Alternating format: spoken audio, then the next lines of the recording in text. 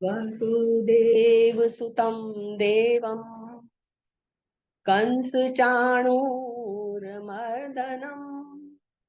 देवकी परमानंदम कृष्णं वंदे जगद्गुरुम। जगद्गुरु श्री कृष्ण के चरणों में प्रणाम और आप सबको हृदय से नमन। गीता की महिमा। गीता हृदय भगवान का सब ज्ञान का शुभ सार है।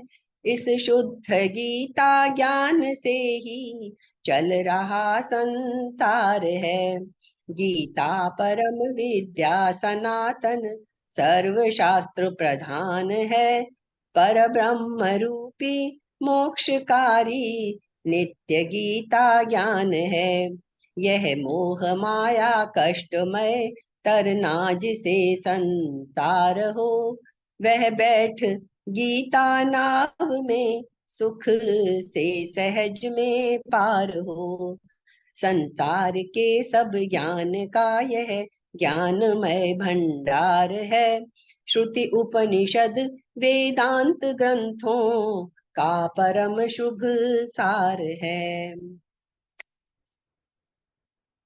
तो आज हम नया अध्याय शुरू करने जा रहे हैं। 7 अध्याय हमारे हो गए हैं। आप सबके साथ ये 7 अध्याय की यात्रा बहुत अच्छी रही। अब हम 8वें अध्याय को आज शुरू करेंगे, लेकिन उससे पहले सिर्फ 1 मिनट के लिए, वैसे हम 7वां अध्याय पूरा कर चुके हैं, तो सिर्फ 1 मिनट में एक बार देख लेते हैं कि जैसे कि 7वें अध्याय का क्या नाम था, ज्ञान विज्ञान योग। ज्ञान और विज्ञान, विज्ञान होता है विशेष ज्ञान, है ना। तो 7वें अध्याय में हमने ज्ञान और विज्ञान का वर्णन किया गया, 7वें अध्याय में हमने देख लिया। और उसका क्या छोटा सा सार था कि भगवान ही इस संपूर्ण जगत के महाकारण है। महाकारण जो जड़ में है, जो चीज है असल में, ऐसा दृढ़ता पूर्वक मानना, ये तो ज्ञान है। क्योंकि हमारे अंदर डाउट्स बहुत रहते हैं, जो सुनते आए हैं, बचपन से करते आए हैं, तो हम मान तो लेते हैं भगवान ही कारण है, कारण है, लेकिन फिर भी वो दृढ़ता नहीं आती है मन में। ऊपर ऊपर से तो बोल लेते हैं, लेकिन प्रश्न उठते रहते हैं हमारे मन में। तो दृढ़ता पूर्वक यदि ये कोई मान ले कि इस संपूर्ण जगत के महाकारण जो है वो परम सत्ता, वो परम शक्ति, वो चेतन तत्व ही है, भगवान ही है, ऐसा दृढ़ता पूर्वक जो मानना है, वो तो ज्ञान है। और फिर विज्ञान क्या है? ऐसे ही भगवान के सिवाय कुछ भी नहीं है। महाकारण माना ज्ञान, और ऐसे भगवान के सिवा और कुछ भी नहीं है, ऐसा यदि हमें अनुभव हो जाए, जानना नहीं, मानना नहीं, अनुभव हो जाए, तो फिर वो विज्ञान है। तो ज्ञान और विज्ञान से परमात्मा के साथ नित्य योग का अनुभव हो जाता है। नित्य योग क्या है? कि हम परमात्मा के ही अंश हैं, ये नित्य योग है। ये जब हमें अनुभव हो जाए कि ज्ञान और विज्ञान से परमात्मा के साथ जब हमें नित्य योग का अनुभव हो जाता है, क्या क्या अनुभव हो जाता है? अर्थात मैं भगवान का हूं और भगवान मेरे हैं। इस परम प्रेम रूप, हमने देखा ना 7वें अध्याय में, सब चीजों, गीता में सारे रास्ते बताए हैं, लेकिन प्रेम सहित भक्ति जो है, इस परम प्रेम रूप नित्य संबंध की यदि जागृति हो जाती है, संबंध तो है, वो हम नहीं भी समझेंगे तो भी संबंध तो रहेगा। यदि कोई माता और पुत्र है, पुत्र कह दे मैं नहीं तुम्हें माँ मानता, माँ कह दे मैं तुम्हें बेटा नहीं मानती, कहने से क्या होता है? माता पुत्र तो वो रहेंगे ही। तो ऐसे ही ईश्वर के साथ हमारा नित्य संबंध है, हम माने या ना माने, लेकिन हम भूले बैठे हैं। तो उसकी जागृति हो जाती है, वो हमें स्मरण आ जाता है कि मैं ईश्वर से अलग हूं ही नहीं, मैं तो ईश्वर की संतान हूं, ईश्वर का ही स्वरूप हूं, ईश्वर का ही अंश हूं। ये जब जागृति हो जाती है, ये सब ज्ञान और विज्ञान सही जब हम जान लेते हैं, तो फिर इस संबंध की, नित्य संबंध की, ये संबंध कैसा है? नित्य रहने वाला है। जब चाहे सृष्टि का महाप्रलय हो, जैसे अभी हम यही सब चीजें समझेंगे कि कई बार प्रश्न उठते हैं ना मन में कि जब सृष्टि के शुरुआत हुई थी, तो कर्मों के अनुसार कैसे लोगों को जन्म मिला? फिर तो सब, शुरुआत में तो कोई कर्म नहीं था ना, सब एक से ही थे। तो कैसे कोई राजा और कैसे कोई रंग पैदा हुआ? सृष्टि का जब सर्ग का, जिसे हम बोलते हैं ना, सर्ग महासर्ग का आरंभ जब हुआ, तो ऐसा क्यों हुआ? तो यही हमें समझने की चीज है कि जब महाप्रलय हुआ था, तो संस्कारों और कर्मों सहित सारे जीव जो हैं वो उसमें ईश्वर में समा गए थे। इसलिए जब सृष्टि का आरंभ होता है, जब महासर्ग का प्रारंभ होता है, जब एको हम बहुश्याम है करके ईश्वर जब फिर संकल्प करके सृष्टि शुरू करता है, तो वो जितने हमारे संस्कार और कर्म हैं जिस जिसके जैसे, उनके सहित हर व्यक्ति का जन्म होता है। ईश्वर किसी को कुछ नहीं कि तू ऐसा बन जा, तू ऐसा बन जा, अरबों आदमियों को ये नहीं है। ये सृष्टि बिल्कुल एक सटीक नियम की तरह चलती है, इसमें कोई ऊपर नीचे नहीं होता। सब हमारे कर्म, हमारे संस्कार, उन्हीं के अनुरूप सबको जीवन मिलता है और उन्हीं के अनुरूप सबका जीवन चलता है। तो इसलिए इस 7वें अध्याय का नाम ज्ञान विज्ञान योग रखा गया था। और ये हमने देख लिया, परा प्रकृति अपरा, ये 7वां अध्याय की जो बातें हैं ना, वो याद रखनी बहुत जरूरी है। मैं इसलिए रिपीट कर रही हूँ क्योंकि अब 8वां 9वां और 13 14 15 ये 5 अध्यायों में जो चीजें हैं ना, वो समझिए 7वें अध्याय की चीजों का विस्तार होगा। बहुत सारी चीजें जो टेक्निकल बातें इसमें आई हैं उनका विस्तार है। जैसे 8वां अध्याय तो हम आज शुरू करेंगे ही, 7वें अध्याय के जो 2 अंतिम श्लोक थे हम देखेंगे अभी, उन्हीं से 8वें अध्याय की शुरुआत होती है। तो इसलिए 7वें अध्याय में सारा बात इसी जोर पे था कि ईश्वर के हमें सम्मुख होना है और संसार से हमें विमुख होना है। और विमुख होने का मतलब हमने समझ लिया था, संसार को छोड़ना, संसार से दूर हटना नहीं है, सारे कर्तव्य कर्म करने हैं और साथ ही आनंद पूर्वक करने हैं। सब कुछ करना है और आनंद पूर्वक करना है, ये सार है गीता का सारा। तो इसलिए कारण क्या है, जो सबके कारण रूप भगवान के शरण होते हैं उन्हीं को भगवान मिलते हैं। लेकिन हम सारे लोग क्या होते हैं, कारण रूप भगवान के शरण ना होकर हम सब क्या करते हैं, कार्य रूप सत्व आदि गुणों में, सतोगुण रजोगुण तमोगुण, हम इनमें उलझ जाते हैं और इसीलिए हम जन्म मरण के चक्कर में पड़ जाते हैं। तो ऐसे मनुष्य कार्य रूप शरीर संसार के संबंध से होने वाली कामनाओं की पूर्ति के लिए क्या करते हैं, हमने देखा था ना, देवताओं की शरण में जाते हैं। क्यों? कि वे अलौकिक भगवान को तो साधारण मनुष्य की तरह लौकिक मानते हैं, लेकिन जो मनुष्य तीनों गुणों से मोहित नहीं होते वे भगवान की शरण लेते हैं। और ऐसे भक्तों के हमने देख लिया था 4 भेद होते हैं, अर्थार्थी, आर्त, जिज्ञासु और ज्ञानी, हमने खूब डिटेल में समझा था। तो इन शरणागत भक्तों में भी जो सब कुछ भगवान का ही है, ये शरणागत भक्तों में भी जो कुछ है सब कुछ भगवान का ही है, ऐसे जो भगवान की शरण हो जाते हैं वो महात्मा भक्त मुक्त पुरुषों से भी श्रेष्ठ होने के कारण अत्यंत दुर्लभ है। ये कहा था कृष्ण ने, अर्जुन को समझाया था। वह महात्मा भक्त भगवान की कृपा से परा अपरा सबके सहित भगवान के समग्र रूप को जान लेता है, समग्र रूप को जान लेता है भगवान के, जिसके जानने पर फिर कुछ भी जानना शेष नहीं रहता, क्योंकि उसके सिवाय अन्य कोई चीज है ही नहीं। उसका भगवान के साथ आत्मीय संबंध हो जाता है, जिससे प्रतिक्षण प्रतिक्षण वर्धमान, जब भगवान के साथ आत्मीय संबंध हो जाता है तो फिर हमारे अंदर जो प्रेम पैदा हुआ है वो प्रतिक्षण बढ़ता रहता है। मतलब हम भी ईश्वर की तरह प्रेम की मूर्ति ही बन जाते हैं। ये वर्धमान प्रेम की जागृति हो जाती है। तो और इस प्रेम की जागृति में ही मनुष्य जन्म की पूर्णता है, जो कि हम इसकी तरफ ना होके और सांसारिक कामनाओं में, माया में उलझे रहते हैं। तो ये हमने देख लिया। अब हमने देखा ना जो लास्ट के 2 श्लोक थे 7वें अध्याय के, मैं एक बार आपको बता देती हूँ। जो लास्ट के 2 अध्याय श्लोक थे हमारे, तो लास्ट के 29वें में तो जो बोला था कि जरा मरण मोक्षाय मामाश्रित्य यतन्ति ये ते ब्रह्म तद विदुः कृत्स्नम अध्यात्मम कर्म चाखिलम। क्या उन्होंने क्या कहा था, वृद्धावस्था और मृत्यु से मुक्ति पाने के लिए जो मनुष्य मेरा आश्रय लेकर प्रयत्न करते हैं, मद आश्रय बहुत इंपॉर्टेंट वर्ड है, हमने समझ लिया था, आश्रय ईश्वर का ही लेना है, मेरा आश्रय लेकर प्रयत्न करते हैं, वे उस ब्रह्म को, संपूर्ण अध्यात्म को और संपूर्ण कर्मों को जान जाते हैं। ये 29वां। और 30वां क्या था, साधि भूतादि दैवम माम साधि यज्ञम च ये विदुः प्रयाण काले भी मृत्यु के समय भी, प्रयाण काले भी च माम ते विदुः युक्त चेतसः। जो मनुष्य अधिभूत, ये टेक्निकल वर्ड्स हैं जिनकी अब हम व्याख्या करेंगे, पिछली बार हमने थोड़ा थोड़ा समझ लिया था। जो मनुष्य अधिभूत तथा अधिदैव के सहित और अधियज्ञ के सहित मुझे जानते हैं, वे मुझ में लगे हुए चित्त वाले मनुष्य अंत काल में भी मुझे ही जानते हैं, अर्थात प्राप्त होते हैं। तो अब ये जो दो श्लोक थे, 7वें अध्याय के अंत में समग्र रूप का वर्णन करते हुए क्या शब्द आए हैं? ब्रह्म, अध्यात्म, कर्म, अधिभूत, अधिदैव और अधियज्ञ। इन 6 शब्दों का प्रयोग किया गया और इस समग्र रूप को जानने वाले योगियों को अंत काल में अपनी प्राप्ति बताई कि जो इसको जान लेते हैं, समग्र रूप को, ईश्वर को जान लेते हैं, उनको अंत काल में मृत्यु होने पर ईश्वर की प्राप्ति हो जाती है। तो इसको सुनकर 6 शब्दों को स्पष्ट रूप से समझने के लिए अर्जुन 8वें अध्याय के आरंभ के ही श्लोक में कुल 7 प्रश्न करते हैं। अर्जुन जैसे प्रश्नों की बौछार कर देते हैं 8वें अध्याय के शुरू में। लास्ट के उन 2 श्लोकों के बलबूते पे जो जो शब्द आए, तो अर्जुन क्या बोलते हैं? हम 8वां अध्याय शुरू कर रहे हैं। अथ अष्टमो अध्याय है, 8वें अध्याय की हम शुरुआत करते हैं। तो अर्जुन क्या पूछता है?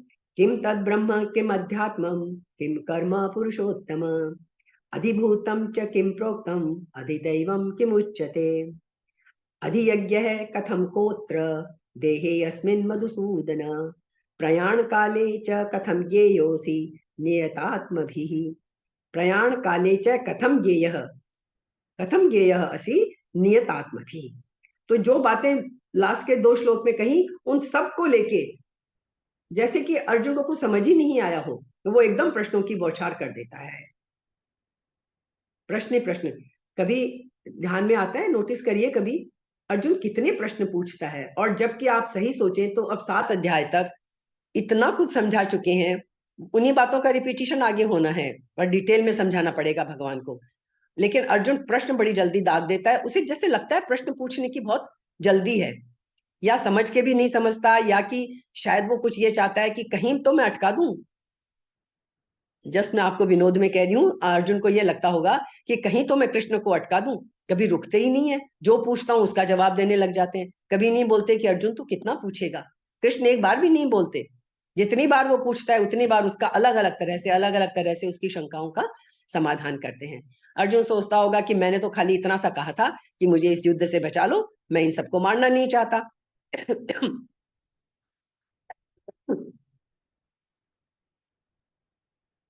तो वो शायद अभी भी यही चाहता है कि किसी तरह कहीं किसी प्रश्न पे अटक जाए भगवान और मुझे कह दे कि भाई ठीक है, तेरे जो मन में आता है वो तू कर ले और मैं ये युद्ध छोड़ के भाग जाऊं। अंदर में अभी भी उसके कहीं यही है, वो समझा नहीं है अभी सारी चीजें। तो वो प्रश्न पे प्रश्न करता चला जाता है, लेकिन कृष्ण जैसा जवाब देने वाला मिलना मुश्किल है। थक जाते हैं लोग। हम बच्चा भी 4 बार प्रश्न पूछता है तो हम झुंझला जाते हैं कि कितनी बार बताएं हम। टीचर भी क्लास में 1 बार 2 बार 3 बार, कोई बच्चा बार बार पूछेगा तो उस पर गुस्सा कर बैठती है कि भाई तुम्हें समझ ही नहीं आता, हमसे नहीं बताया जाता, हमारा बस नहीं है। इवन बुद्ध भी कभी कभी कह देते थे कि बस मुझसे ये प्रश्न तुम इतने सब मत पूछो। तो एक सीमा होती है, लेकिन कृष्ण जैसा जवाब देने वाला कोई नहीं मिलेगा, जो कहीं एक बार भी पूरी गीता में नहीं कहते कि तू कितनी बार पूछेगा अर्जुन। तो अर्जुन ने प्रश्न क्या क्या पूछे? पुरुषोत्तम, हे पुरुषोत्तम, तत् ब्रह्म किम, वह ब्रह्म क्या है? अब सही पूछिए तो एक ब्रह्म शब्द जब पूछ लिया तो उसमें सारे प्रश्नों का उत्तर मिल जाएगा। एक ब्रह्म को जान लिया तो फिर और जानना शेष ही क्या बचा। आप सब जानते होंगे, बादरायण के ब्रह्म सूत्र हैं, बड़े प्रसिद्ध हैं, जिनमें बड़ी व्याख्या है कि ब्रह्म क्या है। और उसमें पहला सेंटेंस, संस्कृत की तो आप ब्यूटी समझते ही हैं, छोटे छोटे से वाक्य, उसकी शुरुआत क्या होती है? अथा तो ब्रह्म जिज्ञासा। बस बादरायण के ब्रह्म सूत्र की इतनी सी शुरुआत है कि बस ये पूरा बादरायण का जो ब्रह्म सूत्र है, ये बस ब्रह्म को समझने के लिए है। ब्रह्म समझ लिया तो फिर और कुछ बचता ही नहीं समझने के लिए। लेकिन अर्जुन तो नहीं रुका यहाँ पे, वो पूछता है वह ब्रह्म क्या है? अध्यात्मम किम, किम तद ब्रह्म है, किम अध्यात्मम, किम कर्म पुरुषोत्तम है। हे पुरुषोत्तम, वह ब्रह्म क्या है, अध्यात्म क्या है, कर्म क्या है? फिर और क्या पूछता है? अधिभूतम च किम प्रोक्तम अधिदैवम किम उच्यते। अधिभूत किसको कहा गया है? अधिदैव किसको कहा जाता है? फिर आगे दूसरे श्लोक में क्या पूछता है? अधियज्ञ है कथम कोत्र देहे अस्मिन मधुसूदन। और यहाँ अधियज्ञ कौन है और वह अस्मिन देहे, इस देह में कैसे है? कैसे है वो अधियज्ञ इस देह में, जो आपने कहा? नियतात्म भी, वशीभूत अंतःकरण वाले मनुष्यों के द्वारा, जो कृष्ण ने कहा ना कि जिन्होंने अपना अंतःकरण जिनके वश में है, ऐसे लोग प्रयाण काल में जब ईश्वर का भजन करते हुए जाते हैं, उस ईश्वर की शरण होके जाते हैं, तो वो ईश्वर को ही प्राप्त कर लेते हैं। तो अर्जुन यहाँ भी प्रश्न कर रहा है कि हे मधुसूदन, वशीभूत अंतःकरण वाले मनुष्य के द्वारा अंत काल में, प्रयाण काल में भी कैसे जानने में आते हो आप मतलब ईश्वर, आप कैसे जानने में आते हो? तो देखा आपने कितने सारे प्रश्न अर्जुन ने पूछ लिए। अब थोड़ी हल्की सी व्याख्या देख लेते हैं। पुरुषोत्तम किम तद ब्रह्म, हे पुरुषोत्तम वह ब्रह्म क्या है, अर्थात ब्रह्म शब्द से क्या समझना चाहिए, हम भी समझना चाहते हैं, अर्जुन के साथ हम भी समझेंगे। किम अध्यात्मम, अध्यात्म शब्द से आपका क्या अभिप्राय है? अध्यात्म वर्ड स्पिरिचुअलिटी हम बहुत यूज करते हैं ना, अध्यात्म के कई अर्थ होते हैं, हम जानते हैं। ठीक है, फिर किम कर्म, कर्म क्या है, अर्थात कर्म शब्द से आपका क्या भाव है, जबकि कितना बता चुके हैं कर्म का आप तक, लेकिन फिर पूछता है कर्म से आपका भाव क्या है। अधिभूतम च किम प्रोक्तम, आपने जो अधिभूत शब्द कहा है उसका क्या तात्पर्य है। अधिदैवम किम उच्यते, अधिदैव किसको कहा जाता है। अधियज्ञ कथम को अत्र देहे अस्मिन, इस प्रकरण में अधियज्ञ शब्द से किसको लेना चाहिए, वह अधियज्ञ इस देह में कैसे है। मधुसूदन प्रयाण काले च कथम ज्ञेयोऽसि नियतात्म भी, हे मधुसूदन जो पुरुष वशीभूत अंतःकरण वाले हैं, अर्थात जो संसार से सर्वथा हटकर अनन्य भाव से केवल आप में ही लगे हुए हैं, उनके द्वारा अंत काल में आप कैसे जानने में आते हैं, अर्थात वे आपके किस रूप को जानते हैं और किस प्रकार से जानते हैं। अर्जुन ने इतने सारे प्रश्न पूछ लिए। भगवान आगे के 2 श्लोकों में अर्जुन के प्रश्नों का उत्तर क्रम से देते हैं, एक भी उसका जवाब भगवान छोड़ते नहीं हैं।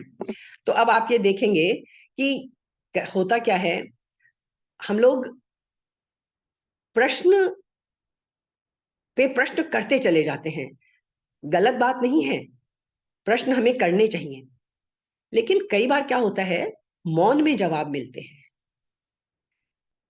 बहुत एक तो गंभीरता से प्रश्न किया जाए, एक ये कि जरा सा कुछ भी समझ नहीं आए तो बस हम पूछना शुरू कर देते हैं।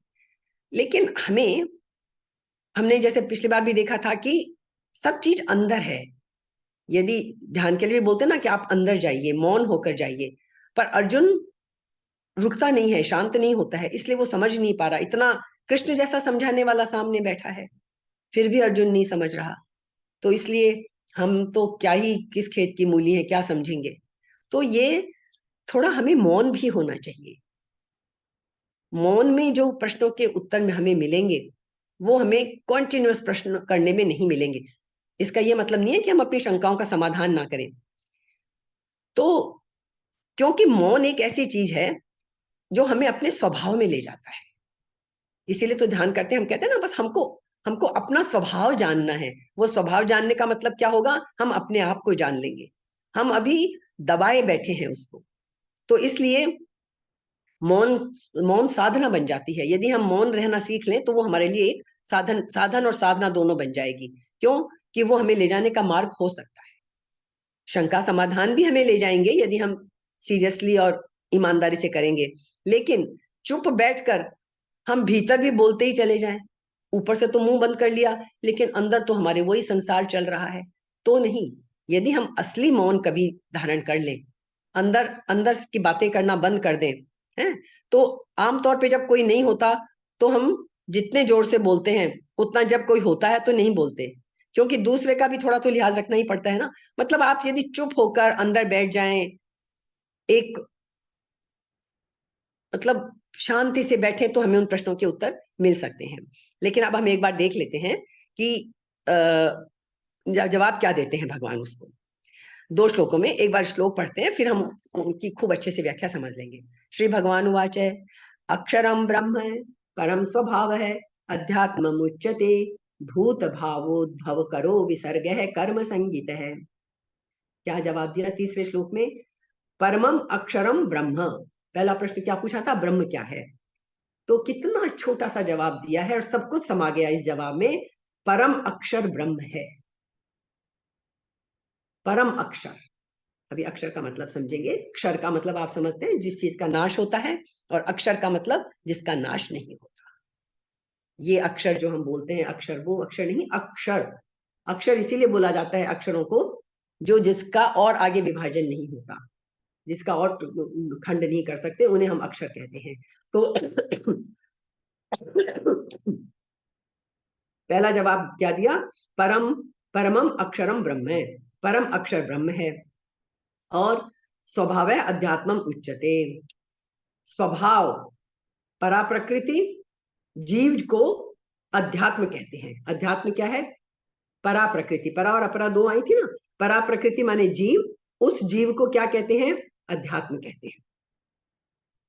फिर क्या आया? भूत भाव उद्भव करह, भूत भाव उद्भव करह, प्राणियों की सत्ता को प्रकट करने वाला, विसर्ग है, त्याग, कर्म संगीत है, कर्म कहा जाता है। भूत प्राणियों की सत्ता को प्रकट करने वाला त्याग कहा जाता है। कर्म जो त्याग है उसको कर्म कहा जाता है। तो क्या क्या जवाब मिल गया? ब्रह्म का जवाब मिल गया, अध्यात्म का मिल गया, कर्म का मिल गया। 3 इसमें आ गए। फिर बाकी के इसमें चौथे में आ जाएंगे। एक बार इसके भी पढ़ लेते हैं। अधिभूतम क्षरो भाव है, पुरुषश्चाधिदैवतम, अधियज्ञो हम एवात्र देहे देहभृतांबर। क्या कह रहे हैं? देहभृतांबर, हे देहधारियों में श्रेष्ठ अर्जुन, क्षरः क्षर, भाव है भाव अर्थात नाशवान पदार्थ, अधिभूत है। उधर अक्षर वर्ड आया था जो नाशवान नहीं है, जिसका नाश नहीं होता, वो तो है ब्रह्म। और जो क्षर, जो नाशवान है, क्षर अर्थात नाशवान पदार्थ जो है वो क्या है? अधिभूत है। पुरुष है अधिदैवतम, पुरुष अर्थात हिरण्यगर्भ ब्रह्म, जिनसे सृष्टि की उत्पत्ति मानी जाती है। पुरुष अर्थात हिरण्यगर्भ ब्रह्मा, ईश्वर हिरण्यगर्भ ब्रह्मा के रूप में ईश्वर को सृष्टि की रचना करते हैं, वो है अधिदैव। और अत्र देहे, इस देह में अंतर्यामी रूप से अहम एव अधियज्ञ, मैं ही, जो ईश्वर अंदर विराजमान है वो मैं ही अधियज्ञ हूं। दे दिए 6 के जवाब इसमें। एक 7वां प्रश्न और है कि प्रयाण काले, उसका जवाब आगे के श्लोक में मिलेगा। लेकिन अभी पहले ये जो अंत काले च मामे वै स्मरण मुक्त्वा कलेवरम, यह प्रयाति स मद्भावम याति नास्त्यत्र संशय है। यह प्रयाति स मद्भावम याति न अस्ति अत्र, संधि विच्छेद करके पढ़ दे रही हूं, न अस्ति अत्र संशय है, कि वो जो मेरे स्वरूप का ध्यान करते हुए अंतकाल में प्राण छोड़ते हैं वो मेरे ही स्वरूप को प्राप्त हो जाते हैं। तो इस 7वें प्रश्न का उत्तर 5वें श्लोक में मिलेगा। लेकिन तीसरे और चौथे में जो ये 6 टेक्निकल वर्ड्स आए हैं, इनको हम थोड़ा थोड़ा करके समझ लेते हैं एक बार। तो पहला क्या आया? अक्षरम ब्रह्म परमम, परम अक्षर का नाम ब्रह्म है। यद्यपि गीता में जो ब्रह्म शब्द है वो प्रणव, वेद, प्रकृति आदि का वाचक भी आया है। ब्रह्म शब्द इन चीजों के लिए भी आया है, लेकिन यहां ब्रह्म शब्द के साथ परम और अक्षर विशेषण देने से यह शब्द किसके लिए हो गया? सर्वोपरि, सच्चिदानंद घन, अविनाशी, निर्गुण, निराकार परमात्मा का वाचक बन गया है। ठीक है। सॉरी। स्वभाव है अध्यात्म उच्चते, तो ब्रह्म का हो गया। फिर ऐसे तो आत्मा को लेकर जो वर्णन किया जाता है वह भी अध्यात्म है। अधि आत्म, अध्यात्म वर्ड जो है, आत्मा को लेकर जो वर्णन किया जाता है वह भी अध्यात्म है। अध्यात्म मार्ग का जिसमें वर्णन हो वह मार्ग भी अध्यात्म है। और इस आत्मा की जो विद्या है उसका नाम भी अध्यात्म है। 10वें अध्याय में यही वर्ड आएगा, 10वें अध्याय का 32वां श्लोक आएगा कि आत्मा की जो विद्या है उस विद्या का नाम भी अध्यात्म है, जो हम स्पिरिचुअलिज्म बोलते हैं, स्पिरिचुअलिटी बोलते हैं। परंतु यहाँ स्वभाव विशेषण के साथ अध्यात्म शब्द आत्मा का अर्थात जीव के होनेपन का वाचक है। कि शब्दों में जहां कहां किस तरह उसका यूज किया गया है वो उसका अलग अलग अर्थ बताता है। तो यहां जो स्वभाव विशेषण के साथ आया है ना, स्वभाव है अध्यात्म उच्चते, तो आत्मा का अर्थात आत्मा क्या है? जीव का होनापन। हम जो जीव हैं इस आत्मा की वजह से ही तो होनेपन का भाव है। यदि आत्मा नहीं है तो फिर जीव के होनेपन का भाव ही नहीं रहता। ये तो हम सब जानते हैं कि आत्मा नहीं इस आत्मा की वजह से ही तो जीव का होनापन हमें महसूस होता है। तो जीव के होनेपन का जो वाचक है वो यहाँ अध्यात्म शब्द है। फिर दूसरा क्या है, भूत भाव। समझेंगे डिटेल में, एक बार थोड़ा समझ में आ जाए ताकि ये टेक्निकल वर्ड्स हैं। भूत भाव उद्भव करो विसर्ग है कर्म संगीत है। स्थावर जंगम जितने भी प्राणी देखने में आते हैं, स्थावर और जंगम हर तरह के आ जाते हैं इसमें, सृष्टि में जो भी है, उनका जो भाव अर्थात होनापन है, उस होनेपन को प्रकट करने के लिए जो विसर्ग अर्थात त्याग है उसको कर्म कहते हैं। बहुत समझना पड़ेगा इस चीज को कि जितने भी स्थावर जंगम प्राणी देखने में आते हैं, उनका जो भाव, भाव का मतलब होता है होनापन, भाव ये इस चीज का भाव है, उनका जो होनापन है, उस होनेपन को, उस भाव को प्रकट करने के लिए जो विसर्ग, विसर्ग का मतलब क्या है, त्याग, जो विसर्ग अर्थात त्याग है उसको कर्म कहते हैं। अर्जुन के हर प्रश्न का जवाब दे दिया है। तो अब ये समझ लीजिए कि कर्म, कर्म शब्द आया है, मैंने थोड़ा सा पहले भी चर्चा कर ली, अभी हम इसको समझ लेते हैं कि महाप्रलय के समय प्रकृति की अक्रिय अवस्था मानी जाती है। प्रकृति और पुरुष हम दो चीज जानते हैं ना, कि भगवान जो है वो प्रकृति के माध्यम से ही सृष्टि की रचना करते हैं। ये सारी माया, ये सारी प्रकृति, हम बहुत अच्छी तरह परा प्रकृति और अपरा प्रकृति समझ चुके हैं। तो महाप्रलय जब होता है, हम मानते हैं ना कि महाप्रलय जब होता है, सब कुछ विलीन हो जाता है, सब कुछ का त्याग हो जाता है, सब कुछ का विसर्ग हो जाता है, विलय हो जाता है। तो महाप्रलय के समय प्रकृति की अक्रिय अवस्था होती है। जब सक्रिय अवस्था होती है प्रकृति की, तो सृष्टि का निर्माण होता है, सृष्टि चलती है। और प्रलय के समय में प्रकृति की अक्रिय अवस्था हो जाती है, प्रकृति कुछ नहीं करती है। तो महासर्ग जब होता है, मतलब जब वापस से होती है, उस समय प्रकृति की सक्रिय अवस्था मानी जाती है। क्लियर है इतना? तो इस सक्रिय अवस्था का कारण क्या है, प्रकृति क्यों सक्रिय होती है? जब वो पड़ी है डोरमेंट, वो अक्रिय अवस्था में है, तो वो सक्रिय होती क्यों है? अपने आप तो नहीं हो सकती, हर चीज के पीछे एक कारण होता है। तो समझ लीजिए उसका कारण समझ लेते हैं हम। ईश्वर जब संकल्प करता है, एको हम बहुश्याम हैं, कि मैं अकेला हूं, मैं ही अब अनेक रूपों में प्रकट हो जाता हूं, ये ईश्वर संकल्प करता है। और ईश्वर के इस एक संकल्प से, कौन सा संकल्प, एको हम, मैं एक हूं, एको हम बहुश्याम है, मैं ही विविध रूपों में प्रकट हो जाता हूं। ये जो महासर्ग के समय मैं एक ही बहुत रूपों से हो जाऊं, ये जो संकल्प है, इसी संकल्प से सृष्टि की रचना होती है। ये संकल्प सृष्टि की रचना का कारण बनता है। तात्पर्य है कि महाप्रलय के समय अहंकार, ये मैं इसका जवाब दे रही हूँ कि हम क्यों सृष्टि के सर्ग में महासर्ग के शुरुआत में ही क्यों अलग अलग सब कैसे अलग अलग कैसे पैदा होते हैं, इसका कारण समझना है ना हमें। तो तात्पर्य है कि महाप्रलय के समय अहंकार और संचित कर्मों के सहित प्राणी प्रकृति में लीन हो जाते हैं। बहुत अच्छी तरह समझ लेनी है हमें ये बात, नहीं तो प्रश्न ही रह जाएगा मन में कि क्यों, जब सृष्टि की शुरुआत है तो ये राजा क्यों बना, ये रंग क्यों बना, ये ऐसा क्यों बना। कारण है, जब महाप्रलय हुआ था तो प्रकृति में सारे जीव लीन हो गए थे, लेकिन ऐसे ही नहीं, अपने अपने अहंकार और अपने अपने संचित कर्मों के सहित प्राणी प्रकृति में लीन हो गए थे। उन प्राणियों के सहित प्रकृति एक तरह से परमात्मा में लीन हो जाती है। सारे प्राणी प्रकृति में लीन हुए और वो प्रकृति परमात्मा में लीन हो गई। उस लीन हुई प्रकृति को विशेष क्रियाशील करने के लिए भगवान का पूर्वोक्त संकल्प, ये जो संकल्प किया वही विसर्ग अर्थात त्याग है। एक वर्ड आया था ना कि विसर्ग है कर्म संगीत है, प्राणियों की सत्ता को प्रकट करने वाला त्याग कर्म कहा जाता है। देखिए कितनी गहरी बात है, कभी दिमाग में ही नहीं आई थी इस तरह से कर्म का ये, और क्यों सृष्टि किस तरह शुरू होती है। तो वो जो ईश्वर संकल्प करते हैं, वो संकल्प ही विसर्ग है अर्थात त्याग है। उस रूप का जो त्याग, ईश्वर का ये जो संकल्प है वो ही त्याग है, और भगवान का ये संकल्प ही कर्मों का आरंभ है। यहीं से शुरुआत हो जाती है कर्मों की, और फिर यही चक्र चलता रहता है जिससे प्राणियों की कर्म परंपरा चल पड़ती है। जो अहंकार और अपने अपने संचित कर्मों को लेके प्रकृति के अंदर लीन हो गए थे महाप्रलय के वक्त, अब महासर्ग के समय उसी तरह से वो कर्म परंपरा चल पड़ती है। मेरे समझ में बहुत क्लियर हो गया कि क्यों, किस तरह से शुरू होती है। कारण कि महाप्रलय में प्राणियों के कर्म नहीं बनते, जो प्रलय का वक्त था उसमें कर्म नहीं बनते, उस वक्त तो वो सब प्रकृति के अंदर लीन हो गए। कर्म तो वो पहले के ही बने हुए हैं जब वो महाप्रकृति में विलीन हो गए थे। प्रत्युत उसमें प्राणियों की सुषुप्त अवस्था रहती है। महाप्रलय के समय क्या रहता है, वो जो प्राणी चले गए थे प्रकृति के अंदर समा गए थे, उनकी सुषुप्त अवस्था रहती है। और जब महासर्ग का शुरुआत होती है तो महासर्ग के आदि से कर्म फिर से शुरू हो जाते हैं। जो जो जितने कर्मों के साथ, संचित कर्मों और अहंकार के साथ जिस रूप में था, वहीं से उसकी शुरुआत हो जाती है। उसी के अनुसार सबको जन्म मिलता है सर्ग के आदि में।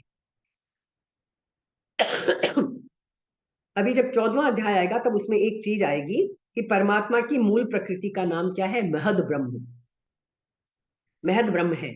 उस प्रकृति में लीन हुए जीवों का प्रकृति के साथ विशेष संबंध करा देना, अर्थात जीवों का अपने अपने कर्मों के फल स्वरूप शरीरों के साथ संबंध करा देना ही परमात्मा के द्वारा प्रकृति में गर्भ स्थापन करना है।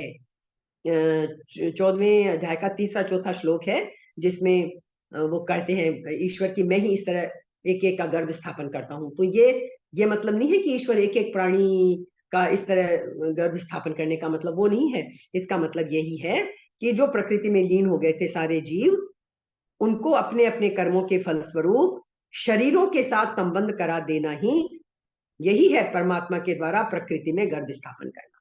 परमात्मा ने प्रकृति में गर्भ स्थापन कर दिया कर्मों के और संचित कर्मों के अनुसार, और अब प्रकृति का काम है सृष्टि चल पड़े। क्लियर है? उसमें भी फिर अलग अलग योनियों में तरह तरह के जितने शरीर पैदा होते हैं, एक मनुष्य शरीर ही तो है नहीं, मनुष्य शरीर तो उत्तम सबसे श्रेष्ठ कृति है, लेकिन और भी अन्य योनियां हैं। अलग अलग योनियों में तरह तरह के जितने शरीर पैदा होते हैं, उन शरीरों की उत्पत्ति में प्रकृति हेतु है और उसमें जीव रूप से भगवान का अंश है। ईश्वर अपना अंश सबको देके भेजता है। ममैवांशो जीवलोके, ये आएगा 15वें अध्याय का 7वां श्लोक आएगा जिसमें भगवान घोषणा करते हैं एकदम स्पष्ट रूप से, ममैवांशो जीवलोके, मम एव अंशः जीवलोके, ये जो भी कुछ है मेरा ही अंश है जीवलोक में। मतलब ईश्वर हमारे अंदर मौजूद है। इस प्रकार प्रकृति और पुरुष के अंश से संपूर्ण प्राणी पैदा होते हैं। ये चीज हमने अच्छी तरह समझ ली है। अब हम इसका और विस्तार समझेंगे, अच्छी तरह इसके डिटेल में जाएंगे। तो 13वें अध्याय के 26वें श्लोक में भी भगवान ने कहा है कि स्थावर जंगम जितने भी प्राणी उत्पन्न होते हैं वे सब क्षेत्र और क्षेत्रज्ञ, 13वां अध्याय क्षेत्र और क्षेत्रज्ञ की बड़ी डिटेल में व्याख्या आएगी। प्रकृति और पुरुष, क्षेत्र क्या है प्रकृति, क्षेत्रज्ञ क्या है पुरुष, इनके संयोग से ही होते हैं।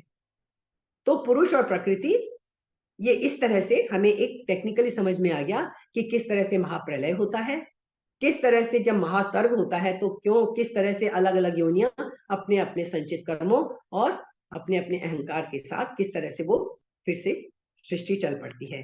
तो क्षेत्र क्षेत्रज्ञ का विशेष संयोग, अर्थात स्थूल शरीर धारण कराने के लिए